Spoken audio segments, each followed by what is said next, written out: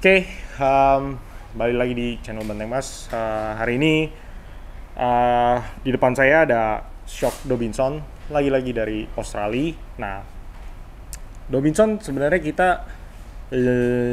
cukup lama nunggu stok ini karena kemarin pandemi tertunda hampir setahun.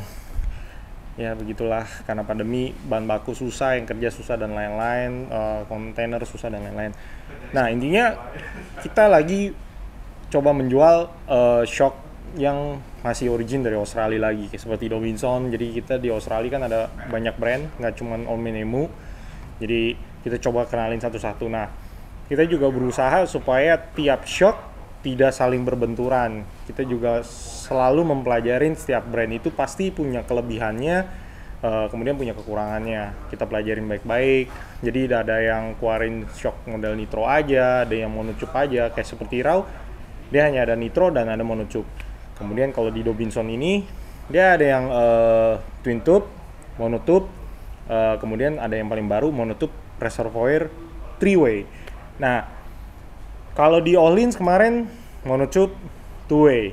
Kemudian sebelumnya lagi kita ada TJM Pace, itu enak banget juga, itu monotube two way, BP51 bypass two way. Nah, ini ada three way. Penasaran soal three way itu apa? Saya coba menjelaskannya dengan yang paling singkat, mudah-mudahan bisa diterima dengan baik. Oke, jadi awal-awal shock ini kayak ada lapisan jeruknya ya. Body full aluminium, jadi nggak terlalu berat, dia cukup ringan, sama kayak Fox, masih tetap ringan. Kemudian pistonnya bisa dilihat gede banget. Nah, piston yang gede gini kadang yang bikin orang khawatir, oh ini keras nih shocknya. Enggak, makin gede piston, makin bagus materialnya, makin sulit dia untuk baret, dan dia makin sulit untuk panas. Tidak terbatas dengan jumlah olinya. Kalau dulu pistonnya kecil, olinya pasti lebih banyak, akhirnya shocknya jadi lebih gede. Kalau sekarang karena mobil-mobil seperti Pajero Sport, aparatnya di tengah, shock makin gede, biasanya jadi banyak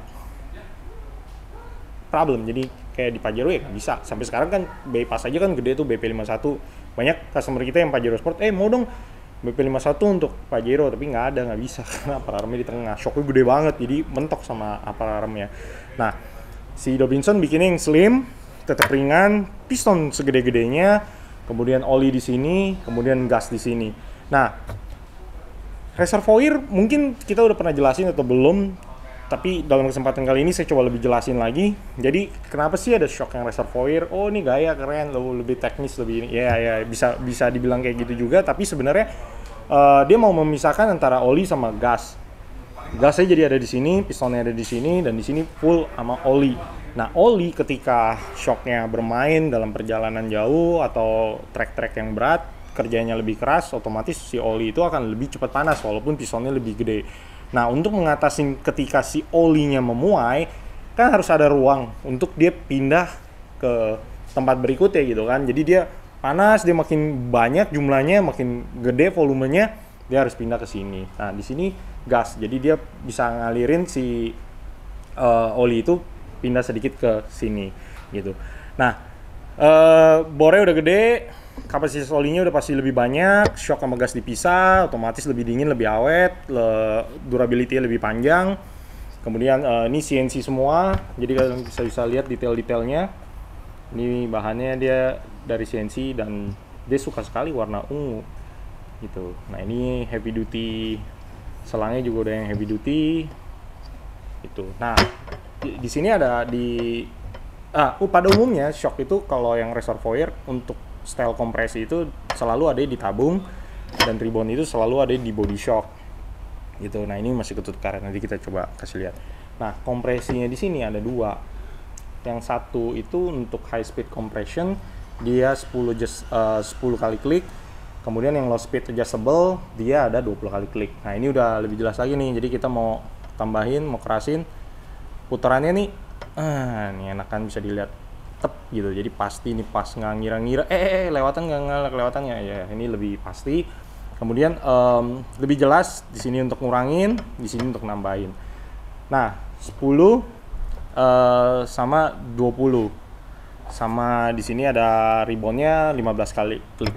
Nah, bedanya apa sih kompresi di atas sama yang bawah? Kalau high speed, dia kompresi untuk kayak misalnya kita jalan-jalan di konblok atau jalan-jalan aspal tapi yang nggak rata, aspalnya nggak benar rata, atau bisa dibilang kayak tol-tol di MBS itu kan high speed kita tetap kecepatan kenceng 80-100 km per jam, tapi kan bumpy. Nah, kita bisa atur kompresinya dari sini. Kemudian untuk yang low speed itu untuk kalau kita misalnya lewatin posisi tidur atau dalam kecepatan yang agak rendah, kita mau belok, ngedive, bodinya masih goyang-goyang, nah itu kita bisa style. Jadi biasanya kita kerasin supaya masuknya nggak ini. Nah, low speed itu ketika dia kecepatan mobil juga rendah. Jadi gini mana ya, misalnya ini air, isinya air di ember gitu kan, kita tampar yang kenceng kan sakit kan tangannya kan. Tapi kalau kita masukin tangan kita pelan gitu kan lebih empuk. Nah, itu kurang lebih kayak gitu. Jadi high speed kita mau tampar itunya airnya, tapi kalau low speed kita tangan kita masukin aja pelan gitu ke dalam air, nggak ada yang sakitnya gitu kan, berasa empuk. Tapi kalau kita lompat dari kecepatan jepret gitu kan sakit banget. Nah, itu bedanya. Nih high speed dia untuk yang kecepatan yang tinggi, jadi frekuensi rate dia atur di sini. Kemudian ketika kita pelan, shocknya mau masuk, mau miring-miring, mau off-road, mau dapat travelnya yang bagus, biar dia keluarnya cepet kayak gitu, itu dari kompresi yang low speed. Nah, kemudian rebound. Nah, rebound, nah ini logo Dobizonnya kita bisa lihat. Nah, shocknya hitam, yang ungu cuman dari ininya aja. Oke, nah ini di bodinya ini rebound. Jadi juga udah perjelas dengan ada huruf R-nya. Ini plus, putar ke kanan, arah jarum jam berarti nambahin, putar ke kiri berlawan jarum jam berarti mengurangin. Ini rebound. Nah, rebound itu kecepatan ketika si shock itu kita ketika lewatin posisi tidur tuh tonjokan pertama tuh kompresi. Begitu lewatin posisi tidur itu rebound. Nah, rebound kecepatan kita gimana ya? Nah, kalau lihat mobil Baha kalau lagi terbang gitu kan, mobil Baha lagi terbang kan bannya tuk gitu kan.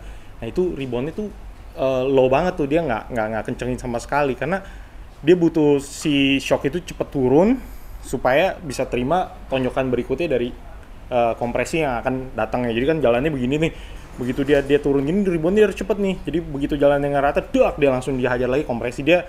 Jadi biar dia bisa terima kompresi berikutnya dalam waktu kecepatan tinggi, si rebound harus cepat-cepat turun.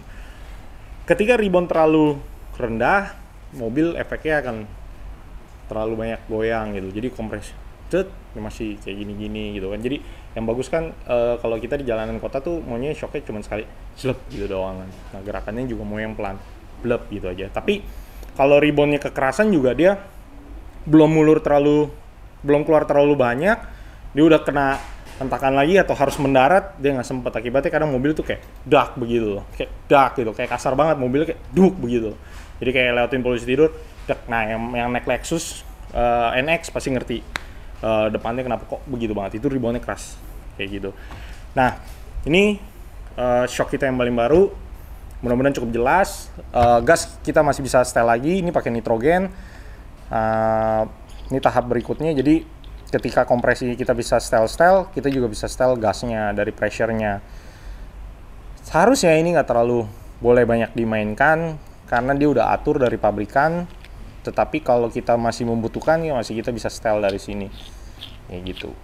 Seperti biasa, shock seperti ini adalah shock yang bisa di-rebuild kembali ketika ada problem, SIM bisa diganti, oli bisa kita ganti, piston apa segala, gas bisa kita isi, dan bisa kurangin, bisa ditambahin. Oke, sekian soal shock. Kita ada pair. Jadi shocknya kita ada yang 3-way yang paling baru, yang lainnya sebelum-sebelumnya masih 3-way, 2-way. Ini ada yang 3-way. Nah, kemudian kita ada pairnya juga. Pairnya warnanya bisa dibilang hijau, bisa dibilang biru, ya warna diantara itulah. Nah, ini seperti biasa spring rate kita bisa cek mobilnya bobotnya apa aja, bulbar kalau bisa yang bermerek atau tidak bermerek pun, ntar gue dibully lagi. Tidak bermerek pun tidak apa-apa, asal airbagnya tetap meletus untuk keselamatan Anda. Dan beratnya itu kalian bisa ukur gitu loh. Kalau bermerek kan udah ada speknya, nih rival beratnya berapa, jadi spring rate-nya tepat. Kadang kita mau banget bantuin customer, tapi kadang nggak bisa dapet knowledge lagi ketika saya Bulbar bikin nih atau merek apa, kita biasanya tanya balik, bobotnya berapa Pak?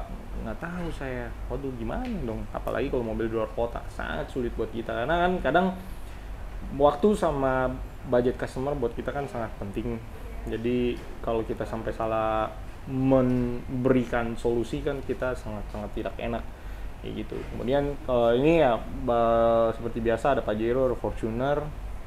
Ini udah sold out sekarang, tapi kita lagi keep order. Sehingga sekarang dilihat ini buat Hilux. Nah, di Hilux uniknya nih, untuk kalau Dobinson ada yang 3 inch. Biasanya rata-rata kalau IFS itu dia cuman 40 mili sampai 50 mili, 2 inch lah kayak gitu. Kalau di Dobinson dia ada yang 3 inch dengan spring rate-nya yang berbeda juga. Nah, kalau udah 3 inch sudah pasti ya per arm harus wajib pasti diganti.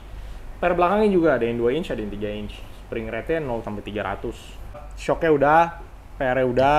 Oh, untuk LC80, Hilux, Ranger, Pajero, Fortuner seperti biasa ada.